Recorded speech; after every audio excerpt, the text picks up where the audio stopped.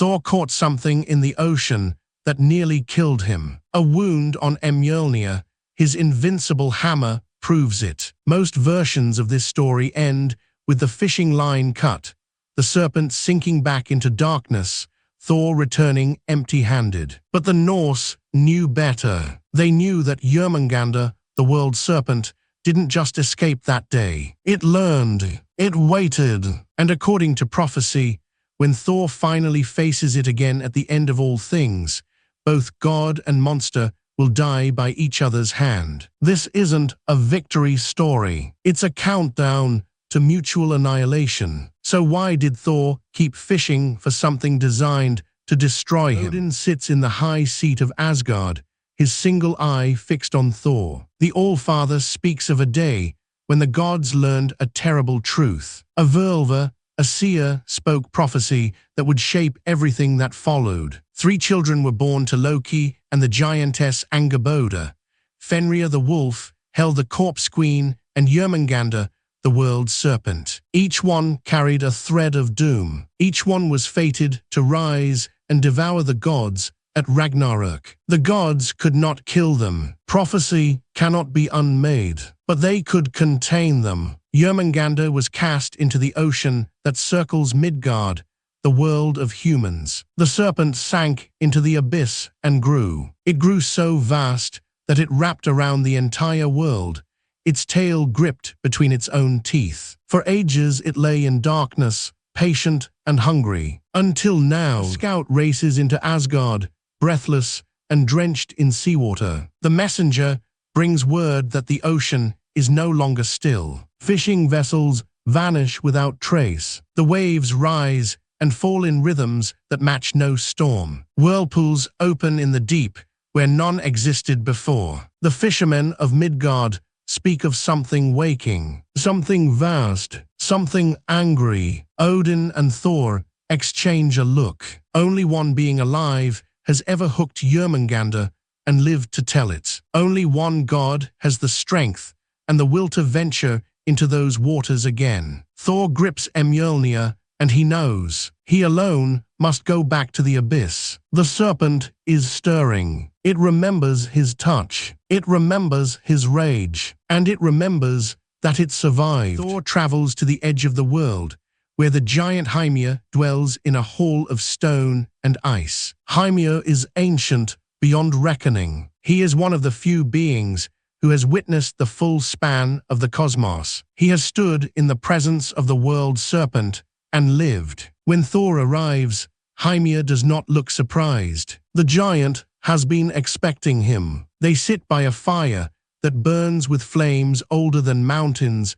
and Hymir speaks. He tells Thor what he has never told another living soul, the story of the last time they fished together, the last time they tried to kill Jörmungandr, the last time they failed. Hymir's voice is steady, but his eyes hold the weight of ages. He recalls standing in a boat with Thor beside him. They rode into waters so deep that light itself seemed to drown. The giant explains how they prepared for that hunt. They needed bait worthy of a creature that could swallow worlds. They slaughtered an ox and used its head, lashed to a chain forged from an impossible material, the tears shed by mourning mothers. That chain was the only thing strong enough not to snap under the serpent's weight. That chain was the only rope in all the 9 worlds that would not fail. They cast it into the darkness, and the serpent took it. Thor and Hymir stand at the shore,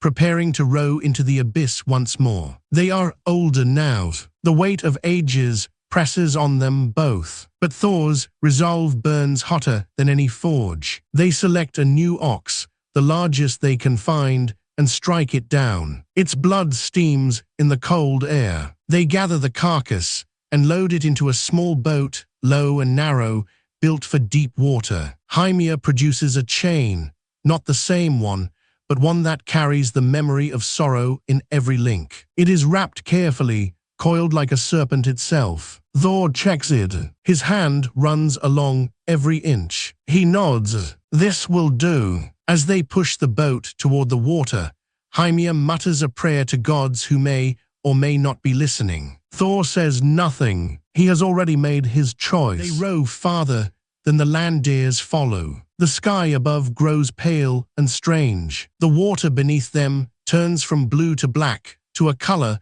that has no name. The air grows cold in a way that cold should not exist. Hymir rows in silence. Thor stands at the bow, Mjolnir resting across his shoulders. The water becomes still, too still. No fish jump, no birds cry. The ocean itself seems to hold its breath. Then Thor leans over the side and casts the line. The ox head sinks, down, down into the abyss. Nothing happens for a long moment, and then the chain goes taut. The boat lurches. Something far below has smelled the bait. Something vast is rising toward them from the dark. The serpent takes the bait with a strike so violent that the boat nearly capsizes. The chain hums with tension. Hymir grabs the sides to keep from falling into the water. Thor braces his feet against the bow and begins to pull. Hand over hand, he draws the line up. The serpent thrashes. The ocean convulses around them. Waves rise higher and higher, towering like mountains, threatening to swallow everything. The water surges onto the shore of Midgard. Fishermen flee. Fields flood. The world shakes. But Thor does not let go. His muscles burn. His hands grip the chain. And then the serpent's head breaks the surface. Jörmungandr emerges. Its eyes are like burning coals. Its mouth is wide enough to swallow the sky. Venom drips from its fangs. Thor raises Mjolnir, ready to strike the killing blow. This is the moment. This is when it ends. The world serpent's jaws open wide. It lunges toward the boat. Venom sprays across the water, and where it falls, the ocean itself seems to burn. Thor pulls Mjolnir back. He will have one strike, one perfect strike to the creature's skull. But Hymir sees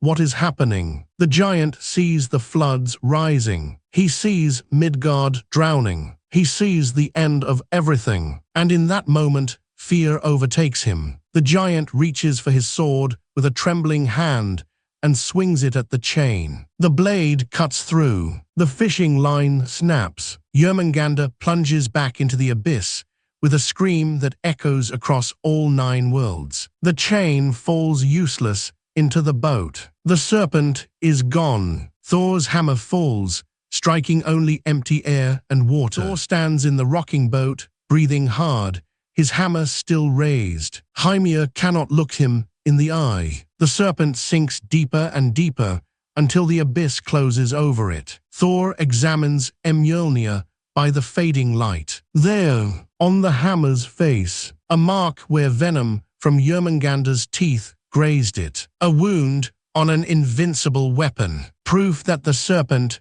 was real. Proof that it survived. The giant rows them back to shore in silence. Neither speaks. They both know what has happened. Jörmungandr carries a new hatred now. It carries the memory of the hook. It carries the memory of the god who tried to kill it. Thor returns to Asgard. The wound on Mjolnir never fades. It remains as a scar, a reminder, a prophecy written in metal. Odin examines it and speaks quietly. He tells Thor that the fishing line was cut for a reason. Fate moves as it wills. At Ragnarök, when the end comes, Jörmungandr will break free from the ocean one final time. It will spray venom across sky and earth, and Thor will face it again. They will slay each other. Both will fall. The god and the serpent are bound together by destiny itself. They cannot both live. They cannot both die. Only at the end of all things